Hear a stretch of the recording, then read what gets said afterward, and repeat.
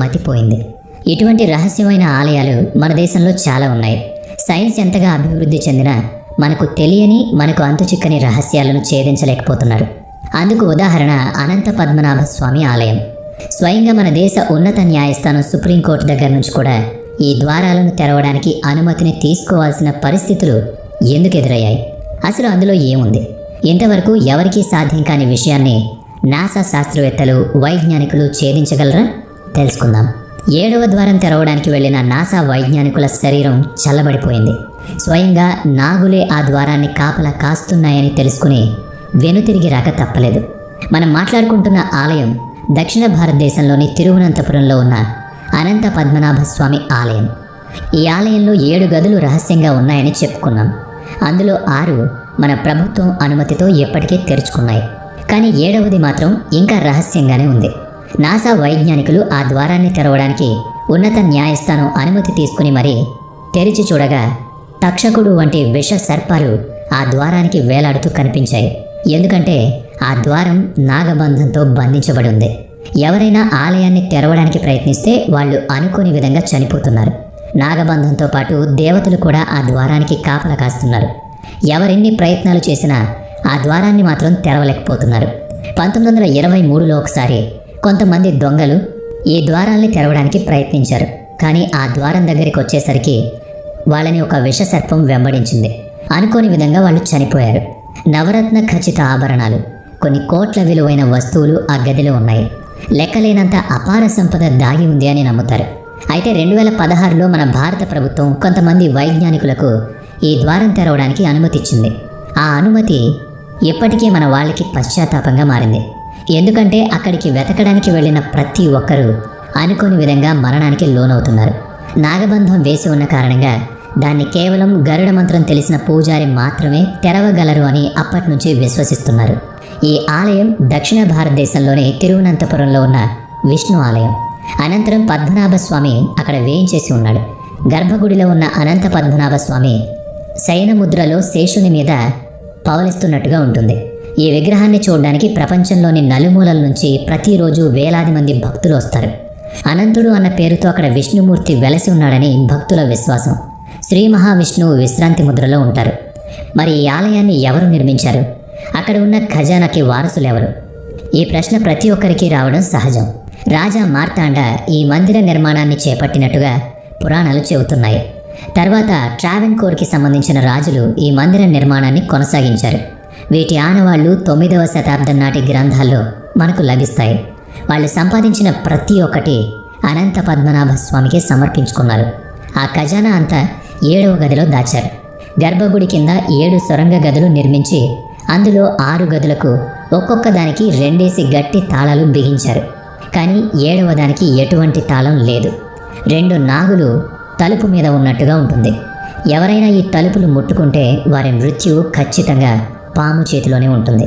ఖజానా అంతా 7వ గదిలో ఉంది అని తెలిసిన తర్వాత చాలామంది దొంగలు ఆ ఖజానాని దొంగిలించడానికి విశ్వ ప్రయత్నాలు చేశారు. కానీ వాళ్ళంతా ఏదొక కారణంతో చనిపోతూ లేదా పారిపోతూనే ఉన్నారు. 2016లో సుందర్ రాజన్ అనే ఒక IPS అధికారి సుప్రీంకోర్టులో దీని గురించి దావా వేసి ఆ ఖజానాని బయటకు తేవాలి అని విశ్వ ప్రయత్నం చేశాడు. అందుకుగాను సుప్రీంకోర్టు 7 సభ్యులతో కూడిన ఒక ధర్మాసనాన్ని ఏర్పాటు చేసింది. అయితే తిరువనంతపురంలో ప్రజలు మాత్రం ప్రభుత్వం అంగీకరించినా కూడా తాము ఆ ద్వారాన్ని తెరవడానికి అనుమతించమని, ఆ గది తలుపులు ఒకవేళ తెరిచినట్లయితే ప్రపంచం అంతం అవుతుందని, ముప్పు వాటిల్లుతుందని అందుకు నిరాకరించారు. కానీ సుప్రీంకోర్టు మాత్రం ఆ తలుపులు తెరవడానికి అనుమతిచ్చింది.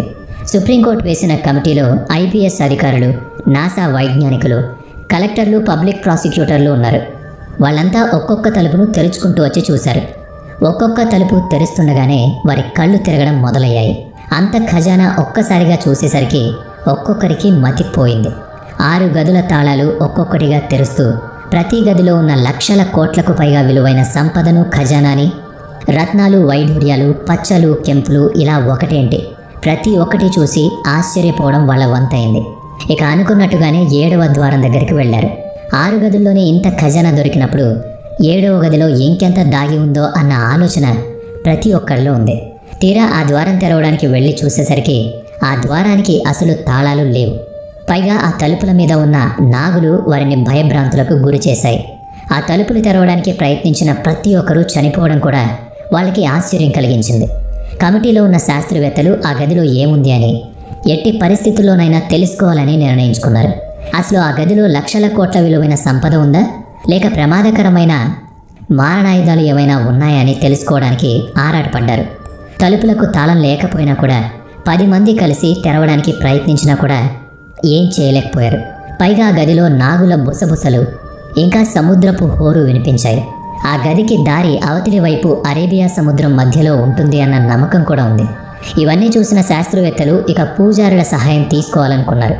వేద మంత్రాలు, గరుడ మంత్రం, నాగబంధం గురించి గట్టిగా తెలిసిన పూజారిని వెతకడం మొదలుపెట్టారు. మంత్రాన్ని అభ్యాసం చేసిన పూజారి కోసం వెతుకులాడారు. ఆ మందిరంలోనే ఒక పూజారి గరుడ మంత్రాన్ని ఉపాసన చేసినవాడు ఉండడం వలన అతన్ని పిలిపించారు. ఆ పూజారి గరుడ మంత్రం పఠించడం మొదలుపెట్టిన కాసేపటికి ఆ మందిరంలో ఒక కంపనం మొదలైంది. ఒక్కసారిగా ఆలయం మొత్తం ఊగిపోవడం మొదలైంది. అది చూసిన ప్రతి ఒక్కరూ వణికిపోయారు. దానికి తోడు గరుడ మంత్రాన్ని జపిస్తున్న ఆ పూజారి కూడా మధ్యలో గరుడ మంత్రాన్ని ఆపేశారు. అందుకు కారణం అకస్మాత్తుగా ఏం జరిగిందో తెలియదు. అతను రక్తం కక్కుతూ చనిపోయాడు.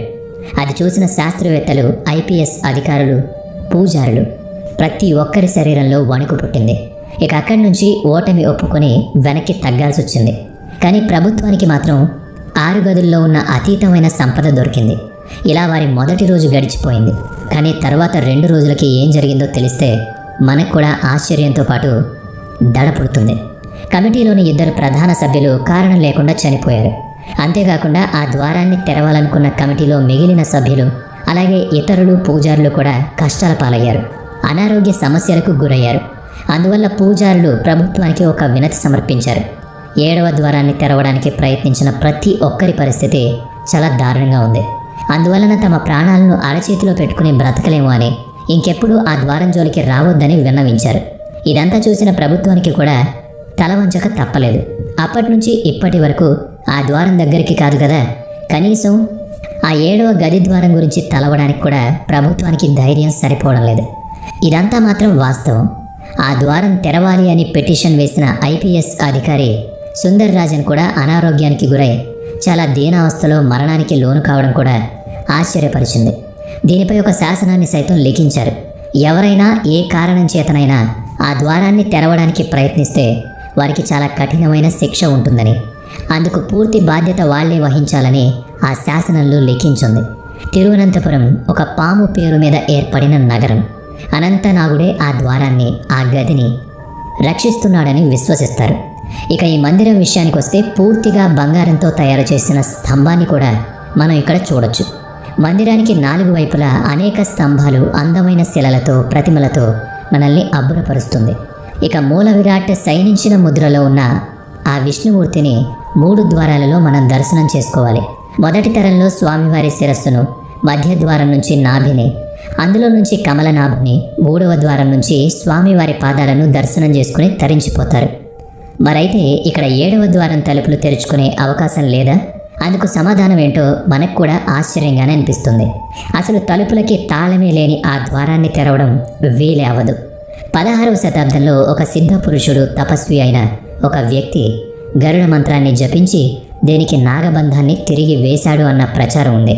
మళ్ళీ ఆ సిద్ధ పురుషుడే వచ్చి తనంతట తానే గరుడ మంత్రాలు జపిస్తే తలుపులు వాటంతట అవే తెరుచుకుంటాయి. ఒకవేళ ఎవరైనా తెరవడానికి ప్రయత్నిస్తే ప్రళయం సంభవిస్తుంది అని, వాళ్ళు కూడా ఏదొక కారణంతో మరణిస్తారు అని ఎన్నో సందర్భాలు రుజువు చేశాయి. అందుకే అప్పటి వరకు మనం వేచి చూడడం తప్ప ఏం చేయలేం. ఆ సిద్ధ పురుషుడు ఎక్కడున్నాడు, ఎప్పుడు వస్తాడో ఎవరికీ తెలియదు. ఎలా వస్తాడో అన్న విషయం కూడా అంతుపట్టదు. మరి ఈ వీడియో మీకు నచ్చినట్లయితే లైక్ చేయండి, షేర్ చేయండి. అలాగే ఇప్పటి వరకు మన ఛానల్ని సబ్స్క్రైబ్ చేసుకున్నట్లయితే ఇప్పుడే సబ్స్క్రైబ్ చేసుకుని బెల్ ఐకాన్ మీద క్లిక్ చేయండి. నెక్స్ట్ వీడియోలో మళ్ళీ కలుద్దాం. Thanks for watching.